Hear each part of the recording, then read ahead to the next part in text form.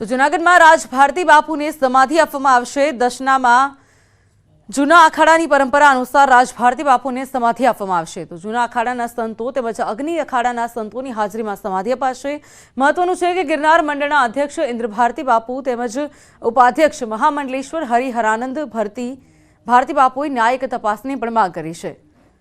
તો રાજભારતી બાપુને સમાધિ આપવામાં આવશે। દશનામ જૂના અખાડાની પરંપરા પ્રમાણે આ રાજભારતીને સમાધિ આપવામાં આવશે અને સાથે સાથે એના ગુરુ મહારાજ અખંડાનંદ ભારતી અહીં છે અને એ આ જે કંઈ વ્યવસ્થા છે એ સંભાળશે। તો એક સરકારી શાળામાં લગ્ન પ્રસંગની ઉજવણી। હા, તમે સાચું જ સાંભળ્યું છે। ગુજરાતમાં હાલમાં કાર્યક્રમો અને પ્રસંગો જાહેર માર્ગ પર, શાળામાં, કોઈ જાહેર સ્થાન પર કોઈની પરવાનગી વગર ગમે ત્યારે ઉજવવામાં આવતા હોવાની ઘટનાઓ બની રહી છે।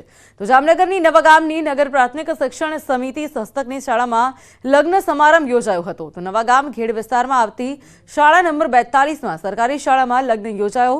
તો શાસનાધિકારીઓએ આ અંગે હાથ ખંખેર્યા છે। બીજી તરફ સવાલ એ છે કે કોના દ્વારા આ મંજૂરીઓ આપવામાં આવી હતી। તો સરકારી શાળામાં મંજૂરી વગર લગ્નોત્સવ ઉજવવામાં આવ્યો છે। આપના જે પ્રશ્ન છે એના બાબતે મારે કહેવાનું કે ભાઈ મેં આવી કોઈ પરમિશન આપેલી નથી। મારી સમક્ષ રજૂઆત આવેલી હતી પણ નિયમ અનુસારની આ કાર્યવાહી ના હોય, જેથી મેં ના પાડી હતી કે આ બાબતે હું મંજૂરી આપી શકીશ નહીં, એટલે મારા દ્વારા કોઈ મંજૂરી આપવાની નથી। તો નલિયા પછી ગુજરાતમાં આપણે રાજકોટ વાસીઓ ઠંડીથી તૂટવાયા છે। રાજકોટમાં 8.7 ડિગ્રી ન્યૂનતમ તાપમાન નોંધાયું છે। તેમ છતાં રાજકોટ વાસીઓ પોતાનું રૂટીન બ્રેક ન કરીને રાજકોટના રેસકોર્સ પાસે આવેલ હોકી ગ્રાઉન્ડ, ફૂટબોલ ગ્રાઉન્ડ પર ખેલાડીઓ નિયમિત પ્રેક્ટિસ કરી રહ્યા છે। તો બીજી તરફ મોર્નિંગ વોક કરવા માટે જઈ રહ્યા છે। જો કે પ્રમાણમાં ઉનાળાની સંખ્યા કરતાં 40% લોકો હાલ ઓછા આવી રહ્યા છે। તો બીજી તરફ લોકો મોર્નિંગ વોક કર્યા બાદ સૂપ અને ગૂટાની પણ મજા માણી રહ્યા હોવાનું પણ સામે આવી રહ્યું છે। ટાઈમથી અહીંયા આવી આજે બહુ ઠંડી થોડાક સમયથી, તો અમે અહીંયા હોકીની પ્રેક્ટિસ કરવા આવીએ છીએ। હાથ મોજા, ટોપી વોપી વોર્મઅપ કરવા ટાણે કાઢી નાખી બધું।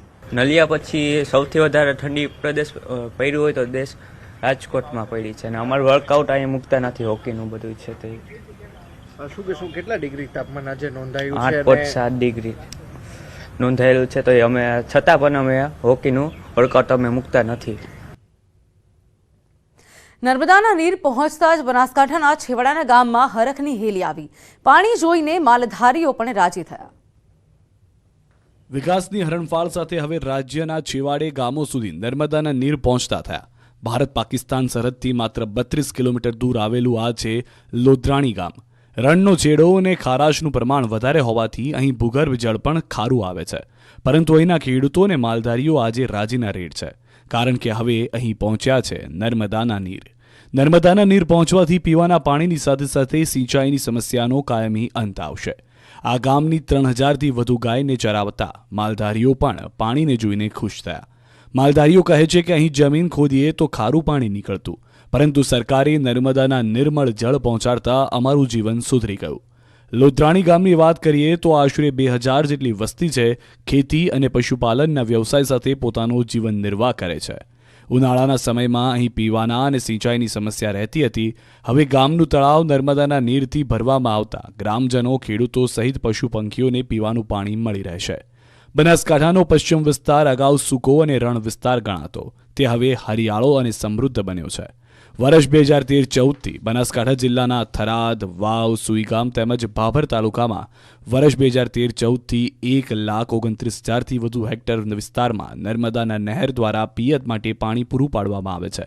ચાલુ રવિ સિઝનના લોધરાણીના તળાવને પણ નર્મદાના નીરથી ભરવામાં આવતા લોધરાણી સહિત આજુબાજુની ખેતીલાયક જમીનમાં પિયતનો લાભ થયો અને સાચા અર્થમાં નમામી દેવી નર્મદેનો હેતુ સિદ્ધ થયો છે।